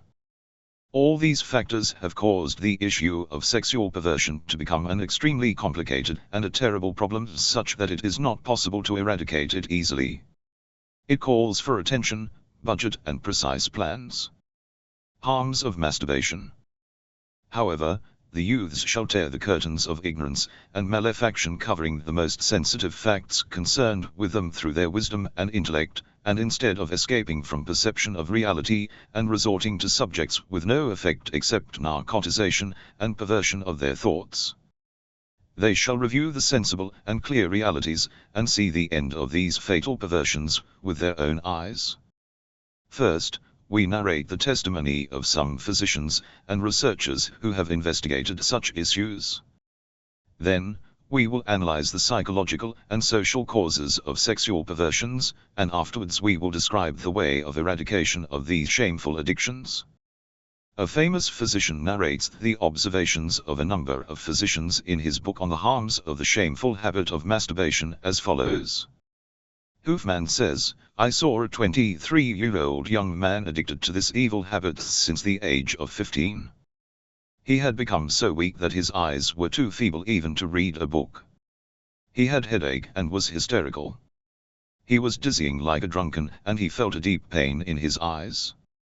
Observations of Dr. Hugh Hutchinson proved that most diseases related to the genital system, retina and choroids are caused by masturbation. Pay attention. The said writer adds, the first result of this heinous addiction is that eyes become weak, the face loses its color. The former smartness and acuity is not found in their sights. A gray circle surrounds their eyes. Then, weakness and sloth is observed in different organs. Forgetfulness, lack of appetite, indigestion, asthma, envy, grief and boredom, melancholia, seclusion and loneliness are among the ill consequences of this perversion. The physician adds in his book, that this heinous deed causes anemia, weakening of physical and spiritual power, vertigo, imagining voices and noises, backache, forgetfulness, anorexia, weakness and indolence, and in brief general debility, in particular in the eyes and ears. Pay attention. Addiction to this heinous sexual perversion decreases resistance of body against diseases, and according to him, those afflicted with this heinous habit cannot escape death easily after contracting one of the acute diseases. Then, he quotes from one of the writers. I knew a young man afflicted with this heinous practice. Once, he was suffering from a feverish disease. On the 6th day, when he had become very weak, he could not stop his malefaction. Then, death embraced him. He also narrates. One of those afflicted somehow with this heinous practice, felt gradual and increasing weakness. He was losing weight and suffering from backache. Continuation of this practice resulted in paralysis, and after 6 months of lying down in bed, he passed away pitifully. Affliction with this heinous habit is very dangerous for the wounded and those who are operated. To summarize, according to the same specialist, this heinous sexual perversion, hated both from medical and religious point of view, results in atrophy and weakens the spirits of man. Masturbation is uncontrollable. However, the harms of such perversion are too many to be included here. One of its most horrible dangers is that the disastrous practice is not controllable at all, and willpower weakens with its increasing development. It develops into such a strange extreme way that it transgresses any limitation and violates any boundary. It is true that any sort of excess in sexual affairs, even in the legitimate way, through marriage, may cause numerous dangers, but apart from the basic differences between natural and unnatural satiation of this instinct, which will be explained later, the situation is not always prepared for its legitimate and natural satiation. While this heinous practice does not require special conditions, and so it penetrates and roots dangerously into life of the afflicted. Taking into account the above facts, and the vital importance of this issue on the destiny and future of the youths in physical, mental, moral, social and religious point of view, it is necessary for all the youths to note exactly all the points we mention for prevention from these hateful habits. The afflicted shall know that it is never too late to quit this malefaction. First of all, decision and then exact observation of the instructions, which will be mentioned in the coming pages of this book, is necessary. After studying this program, it would not be difficult to quit these habits. $sub, a big mistake about sexual perversions. A big mistake about sexual perversions. I would like to weep bitterly, but there is not a drop of tear in my eyes. I would like to cry, but cannot even sigh. I would like to think, but about what? About which misfortune and tragedy? Is there still any thinking mind with such adversities? I am helpless and alone, wandering and errant, fearful and frightened of what I am and what I would be. I hate everybody, everything and this tainted and disgraceful environment. I am 21 years old, and have spent 10 years of the most critical age of my life alone. The adversities of life, and the unpleasant colors of the face of society annoy me. I don't know what happened. A few years ago, while reading a book, I became familiar with this vile sexual habit unwillingly. It passed and no one told me that what a critical and dangerous period youth is. The nudeness of females burning in the fire of desire and lust increased my inward emotion. Right. I got accustomed to it and now I am physically and spiritually sick. I am losing my sanity, and am too worried and anxious. Excuse me for this long letter. These moans and entreaties do not belong to me alone. I know that many youths are as pitiable as me. Let me also confess that I attempted to commit suicide twice at the early ages of youth, 16 or 7, but we poor people are not even allowed to die. Now I have become very weak. Pardon me, nowadays I lose semen involuntarily. I am wandering in a fatal typhoon, hoping that one side may lead to destruction. Please save me. I request you to reply to me soon, and if possible, via mail. If you want, you can also reply to me in the Naser magazine, at your earliest convenience. I pray God for progress of you, the pure-hearted masters and managers of this magazine who attempt to guide tainted individuals like me, and prevent others from such terrible things. S.B. from Mashhad. The important issue lies here. Here, we read another painful and distressful letter from an afflicted youth. We have not mentioned his name, and review another scene from the sorrowful spectacles of this tainted society. Now, let us follow our discussion regarding the heinous and dangerous habit of masturbation, and the way of curing it, haply to control this dangerous flood somehow. One of the big mistakes with respect to this critical issue is that, contrary to some experts who have studied about it for many years, and written about the evil effects of this ugly practice, a sample of which was mentioned in the previous chapters, some physicians comment. Medically, we have not found any harm of this practice. Rather, frightening individuals from fatal and ominous impacts of this practice may have undesirable effects on their spirit. Once they say, there is not much difference between this practice and sexual intercourse. Unfortunately, such remarks without investigation about all aspects of issue, result in fall of a number of youths in the snare of this ominous habit. The well-informed physicians reply them as follows. They have ignored an essential point, that is, according to plenty of observations and plain confessions of many afflicted, this practice is habit-forming, and a severe and fatal addiction, which attracts individuals to itself, and does not leave them easily. Smoking a narcotic may not be very harmful once, but we should note that there is risk of addiction, in which one's everything may be buried. As the specialists have stated clearly in this regard, this evil deed is habit-forming. They have warned the youths against it. Pay attention. Another point to be added is that the way of being tainted by this practice is very simple and easy. In other words, it does not require any means, and it is possible everywhere and in all conditions.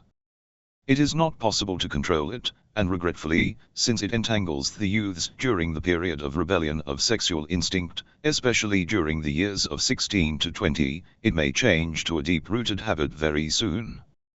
However, sexual intercourse is never so simple, and even for the spouses, it is possible under particular conditions. Those who have disregarded its harms have certainly forgotten the issue of addiction and its other particular conditions and situations. Otherwise, how one can deny the reality that many tainted youths continue it as far as death, insanity, absolute debility, paralysis, and losing everything? Is it possible to deny such obvious observations? On the contrary, there are many people among this group who say, "We were not familiar with the harms of this heinous habit." Therefore, the issue of autosuggestion is rejected here. Ways and instructions for prevention. Now, we draw the attention of all dear youths to the following points to avoid formation of this habit, or cure it. First step. 1. The first notable step for the afflicted is that despite its fatal consequences, this heinous sexual habit is curable, and according to physicians and many afflicted persons, it is certainly curable like any other wrong habit and addiction if a correct procedure is applied.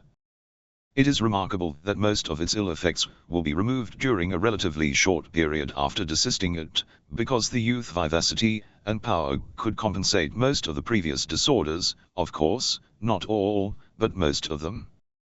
As the wounds and injuries in the children and youths heal very soon, the ill effects of this practice too will be eliminated in a relatively short period after awakening, if one realizes in time. Those afflicted youths who despaired of their recovery or are in doubt, are really wrong, because despair and hesitation is the greatest hindrance for their relief. Pay attention. Therefore, the first and most essential issue to be considered and believed is the possibility of quick withdrawal from this heinous and shameful habit, and relieving from many of its consequences. When the first step was taken, we can go ahead towards the treatment of the afflicted with perfect faith and hope, and they shall prepare themselves for exercise of the first instruction. 2. Physicians generally believe that to cure any addiction, the most important thing is a decisive, strong, and serious decision. You may consider it insignificant, but we tell you that it is more important and effective than what you may think. For making a decision, one shall first reflect on the harms of continuation of this dangerous malefaction, review several times the harms mentioned in the preceding chapters, imagine the ill consequences for the addicted, and considering the superior personality and power hidden in any human, particularly the youths, he shall make a firm resolve. I am sure that some afflicted youths would object that we cannot make any decision, and we have resolved several times, but failed. We are fully aware of your objection, but you too shall pay attention to our reply.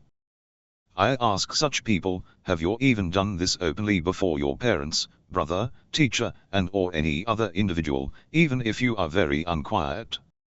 You will certainly say, no. I ask, why? You reply, because it is such a disgraceful practice. We say, you mean that since it is shameful, you have decided to avoid it before them. This very well proves that you are never drawn to this practice as unwillingly and involuntarily as you think. Otherwise, the presence or absence of these individuals made no difference to you. You shall try to extend your strong willpower used in such cases everywhere. This capital exists in you. Then, why do you not utilize it? You shall also keep in mind that God is present everywhere and observes your deeds. Is it correct to perform this practice in His presence? It is noteworthy that we read in one of the statements of the great Islamic leaders, Imam Sadiq, that once a person came to him and said, "Poor man has been involuntarily afflicted by a sexual perversion."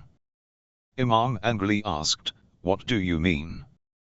Does he commit it in the presence of others also?" He replied, "No." He said, "So, it proves that he does it voluntarily and willingly." We declare explicitly to those who say, "We have decided several times, but failed," violation of decision does not imply elimination of all of its effects in man.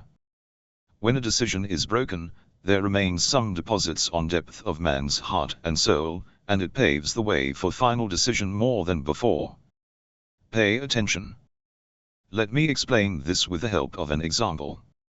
Many times, when one decides to climb a mountain or drive up a sharp slope, one may fail the first, second and sometimes even the 10th time, but finally, one succeeds and passes it.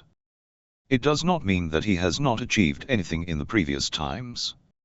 Rather, each time he tried to go uphill and failed, he has automatically learned and acquired some ability, and has finally succeeded. Scientists say that to memorize a poem or prose, at first, 5 times repetition may be required, and it may be forgotten later. But next time, 5 times repetition will not be required. 3 times may be enough. In other words, the deposits of previous decisions and learning always remain in man's spirit. This is applicable to all issues concerned with man's psyche. Therefore, if you have resolved 10 times, and have broken it, prepare yourself for a decisive, serious, and firm decision for desisting from any sort of wrong addiction, and mobilize all your spiritual forces, particularly belief in God, and do not forget the saying of our great leader, Imam Ali, a.s., that faithful individuals are strong and persistent like a mountain. Now that you have made your final decision, you should observe the following instructions exactly. 10 instructions. As mentioned earlier, risks and harms of sexual perversions, especially masturbation, which is sometimes called onanism after a historical legend, are undeniable because it turns to addiction soon, a deep-rooted and fatal addiction so that the afflicted performs it several times a day, and even according to explicit confession of some afflicted people, sometimes the semen excretes from them only with imagination and thinking, without any other action. Even more dangerous is despair and pessimism about encountering this addiction, because despair is the greatest hindrance for relief of the afflicted, and results in very undesirable spiritual reactions in them. The afflicted should be sure that if they resolve, they can overcome this heinous habit, and even eliminate most of its effects and consequences in themselves in a short or somewhat long period. They should never suggest to themselves that the addiction will last till the end of their life or its effects will remain forever. Rather, they shall attempt to fight with full vigilance, decisive resolution, and observance of further instructions. Those who have been relieved from this heinous habit should value their purity, and be vigilant to maintain it. They should avoid any satanic temptation, and must not leave their destiny to the aberrant and deviant associates, at any rate.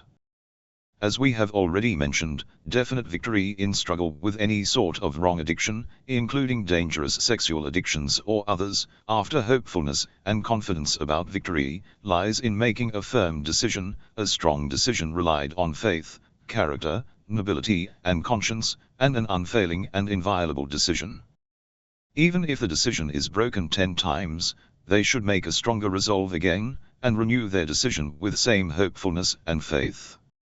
However, the decisions finally affect their unconscious, and when they are accumulated, they will be effective. Undoubtedly, when the resolve is not broken, effects of the heinous habits will be eliminated from their spirit and body much sooner. It goes without saying that if such people establish a close relation and connection with their Lord, and seek help from His sacred presence, and trust in His mercy, it will be more fruitful under the grace of this religious faith. Now, after these steps, following points shall be observed carefully. These points may seem simple for some people, but in practice, it is proved that they have a miraculous effect. Avoiding all artificial stimulations. If the youths watch sexy films every night in the cinema or on television, and spend a major part of their valuable time reading romantic fiction and watching provocative photos of porn magazines, and ogle at half-naked females in the streets, and still expect not to be tainted, they are really wrong.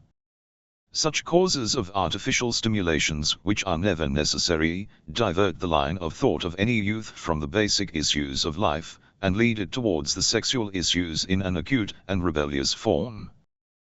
They are constantly kept in a nervous, anxious state, the adverse effects of which surround their entire life.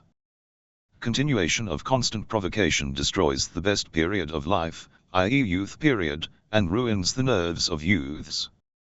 All dear youths, particularly those having some wrong sexual habits, should strictly avoid watching such films, reading such books, and any sort of deliberate leering to prevent disturbance of their mental tranquility and weakening of their powerful nervous system with constant excitement.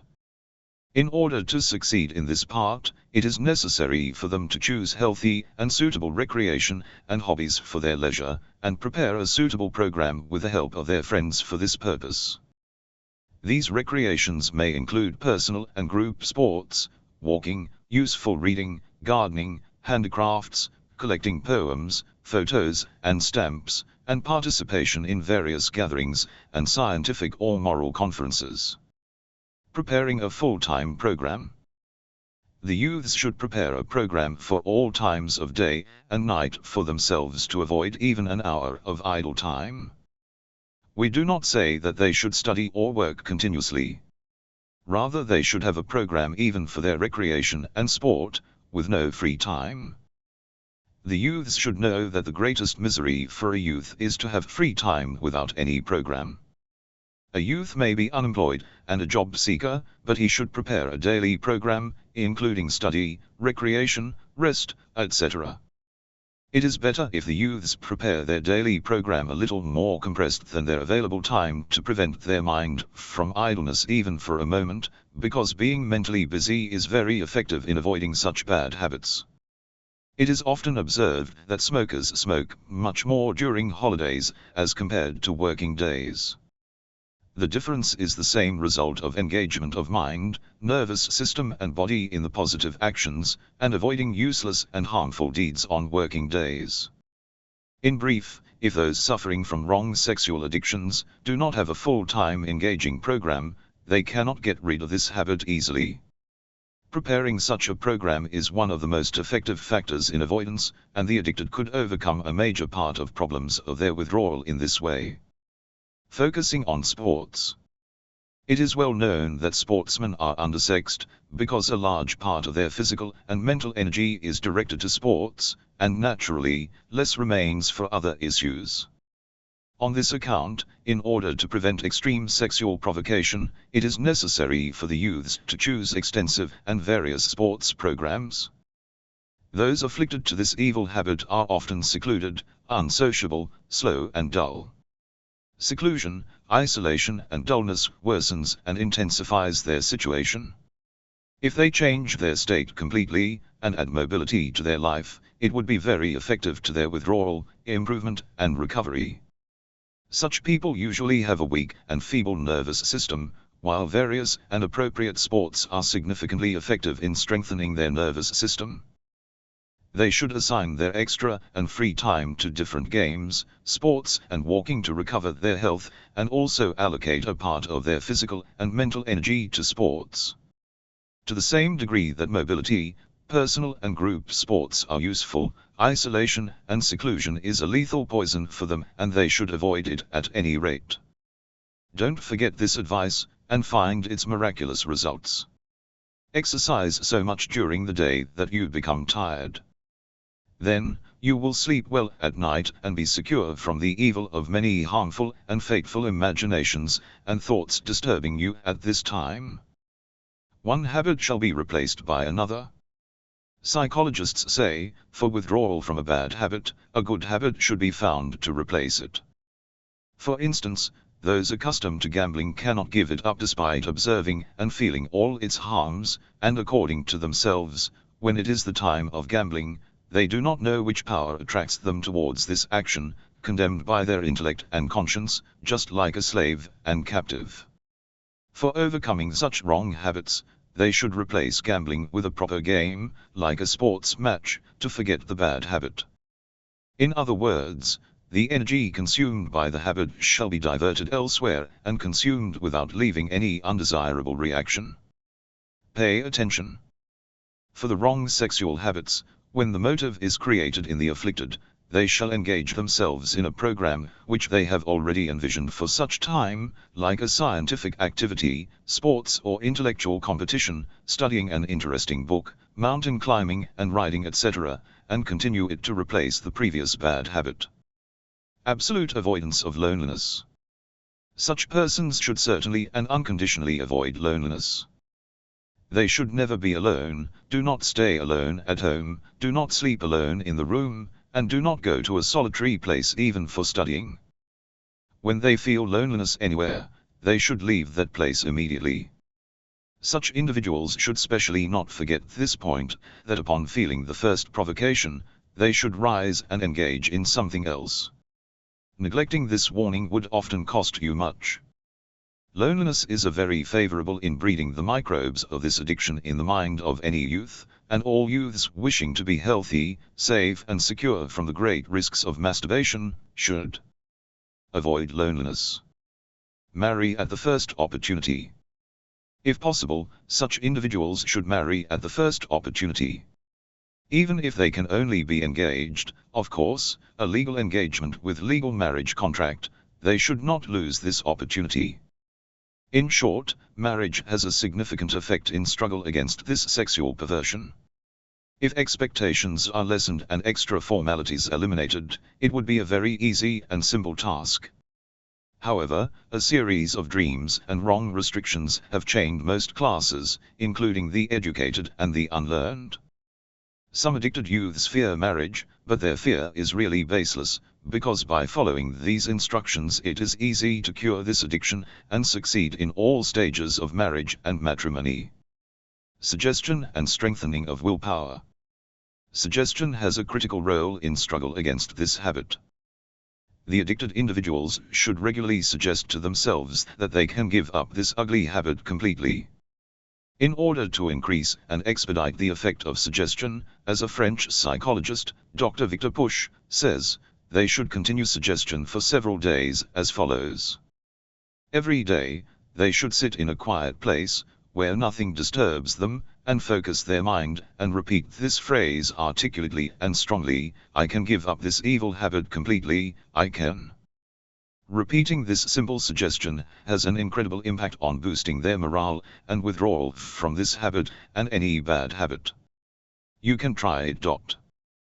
Furthermore, we should not neglect reading psychological books written for stabilization and growth of character and strengthening of willpower, because as we know, and all the addicted succeeding in giving up this evil habit and other undesirable addictions have confessed, the first step in this path is willpower and resolution. Absolute abstinence. One should completely avoid associating with individuals afflicted with this vice at all times, especially during the period of struggle, as he avoids those suffering from cholera. Moreover, one should never neglect the fatal and painful harms and consequences of this action, and never listen to the tempting utterances of others. The role of aberrant and bad associates in affliction by this perversion and its continuation is very amazing. For not feeling sin and misfortune, the afflicted try to make others afflicted. So, they always try to display this evil deed as pleasant and harmless, but the awakened youths are never entrapped in their satanic temptations. General nourishment and diet. A perfect and healthy diet resulting in general nourishment is very effective in struggle against this habit, which mostly originates from or causes weak nervous system. Bathing in cool water, of course, when the weather is good, and then body massage with towel too could help such individuals. They should also strictly avoid wearing tight and close-fitting garments, which could cause artificial stimulation. Basically, such garments are harmful and even sometimes dangerous for all youths, and hurt their normal growth in addition to being provocative and tempting. Seeking help from the power of faith and religious beliefs. The power of faith and religious belief could be the greatest help for the afflicted, and it could relieve them from this evil habit. Such individuals should never consider themselves as cursed and reprobated individuals with God. Rather, one should trust in God's mercy, pray, prostrate and confide to and invoke God, and request Him to help him in getting rid of this ugly habit. Definitely, if they turn to Him heartily, the merciful God will help them and they will succeed in this vital conflict. They should consider Him omnipresent and all-seeing, and must not allow themselves to commit such an immoral action. We are sure that if the afflicted youths observe the above instructions carefully just for a month, they will be relieved from this perversion. Feedback from readers. We have received many shocking letters regarding this book, but here suffice with quoting one of them for the dear readers without any addition and modification. In the name of God. In the name of Lord who created the youths, and the Lord who created all pure humans. Let me narrate my case to publish it for the youths. I am 19 years old. I was very much interested in Quran and our dear Imams, as, at early teenage and still I am. During that time I hated looking at women, and assumed it to be a great sin, and I avoided ogling. When I reached maturity, and entered high school, I underwent a change, and Satan penetrated me and diverted me from the straight path. Ogling at women had become a habit for me. I acquired bad friends who caused me to renew to a habit which involved me for 4 years. I continued this undesirable sexual habit for 4 years, and my dropping out of school was undeniable and imminent. I was an excellent student in the primary school, but in the high school, I failed to pass some examinations. I neglected God for 4 years. I lost my health and in general everything during these 4 years. The symptoms of thinness, debility, anemia, dullness, trembling and weak eyes appeared in me. In the 4th year of high school, I was awakened, and tried to desist from this action, but it was unfruitful. I withstood for 2 to 3 days, but committed the evil act again. All through the summer, I did my best and tried hard to quit it, but failed. I resorted to God and infallible Imams. I listened to Quran before Azan, and wept. I wanted to commune with someone, but with whom? I spoke with God when listening to Quran being recited, and sought help from Him, and did not commit it for 2 or 3 days, but again I did it. Then, I cried and took a bath, and performed ritual ablution, and decided not to commit it anymore. When I did not perform it or decided to quit it, I was so happy as if God has forgiven all my sins. But curse unto Satan. In short, every evening I listened to Quran before Azan, and wept and sought help from God, and resorted to Him, and after Azan, I prayed and invoked God to save all the youths addicted to this habit like me. My friends were progressing, but I was declining. I was not admitted in the university as a result of my addiction. God never forgets His servants. Finally, it was a mercy of Him that I found the book, Sexual Problems of Youths, and bought it. It was the same book of salvation that delivered me and most of the youths. If they observe its instructions, they could get rid of this addiction. I thank God for His mercy unto me, the sinful servant, and saving me from a disgraceful death. I read the whole book and observed its instructions one by one, and at the meantime, prayed on time and invoked God to save all the youths addicted to this action. I repeated the verses of the throne several times every day to be secured from sin. When the sin occurred to me, I recited the verse of the throne, and felt its effect clearly. Furthermore, I recited the following 2 verses. Then, I immediately forgot the calamitous thoughts. Recitation of these 2 verses is very effective. First, I decided, and then refrained to glance at girls. This is very important. I prepared a busy daily program so that I did not have any time for this act. As explained in detail in the book, Sexual Problems of the Youths, I strengthened my faith and invoked God, which is the most important point. I believed in the phrase mentioned at the end of this book. We are sure that if the afflicted youths observe the above instructions carefully just for a month, they will be relieved from this perversion. However, after several resolutions, I succeeded to quit this habit, and was saved. As I write this letter, it is 2 months that I have quitted it. You cannot imagine how glad I was when 1 month passed. I performed thanksgiving prayer. I supplicate God to help all sexually addicted youths to give up this habit. If the youths performing this practice know what ominous and dark consequences await them, and the destruction that it entails, but if they resolve to give up it, and observe carefully the instructions of this book, they should be certain that they will be saved after observing these instructions for a month, and adhering to abstinence. Then they will experience the same feeling. I like to cry and announce to all the people that I have been saved from death, not the rightful death, but disgraceful death and misery. I like to look at nature, because it has become very beautiful. I like to talk more with my family and laugh, because I did not laugh 2 months ago and spoke very little. O God, I thank you for not denying your mercy to such a sinful servant. O God, I thank you for showing me the path of truth, and helping me to join the truth. Dear youths, if you are clean, try to remain thus and be clean forever. If not, you should try to purify yourself and study the book, Sexual Problems of the Youths, and observe its instructions carefully. Be sure that if you are addicted, you will be saved. At the critical moment of my salvation, I was hopeful and knew that I would certainly be saved. Dear youths, if you have decided to give up this habit today and failed, make a resolve again, and never lose hope. Do not say that it is too late. You shall indeed succeed with repeated efforts. Moreover, studying the book, the best way for overcoming anxieties, is useful and helpful. Naser Javan Publications. O you pure gentlemen! You have saved and continue to save a large number of youths from dangerous quicksand. I know that you do not need my gratitude, and will receive your reward from the Lord. O God, help us to succeed in giving up this addiction. O God, guide us to know that we are too dignified to accept committing evil deeds, and that we must not ogle at ladies. O God, I know I have lost a major part of my memory and intelligence. I ask you to restore my previous wisdom and intellect. I am sure that you can help me in this regard. I have recourse only to thee, O the most merciful. O God, help the youths who have quitted this habit, and compensate their previous losses.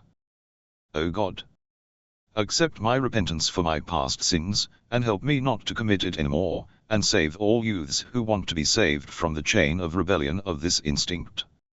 O God, support all who try to guide the youths, and enable them to accomplish this godly action, and let them to enter everlasting paradise. Topic tags. Sexual, 5. Marriage, 6. Chastity, 7. Youth, 8. Author, S. Naser Makarem Shirazi, 3. Category. Youth, 4. Source URL, https://www.al-islam.org/sexual-problems-youths-naser-makarem-shirazi. Links. 1. https://www.al-islam.org/user/login?mark destination=sign node/17244% sign 23 2. https://www.al-islam.org/user/register??mark destination=sign node/17244% 3. https://www.al-islam.org/person/Ayatollah-Naser-Makarem-Shirazi 4. https://www.al-islam.org/library/youth 5. https://www.al-islam.org/tags/sexual. 6. https://www.al-islam.org/tags/marriage. 7. https://www.al-islam.org/tags/chastity. 8. https://www.al-islam.org/tags/youth. 9. Mail to moniashafia@yahoo.com.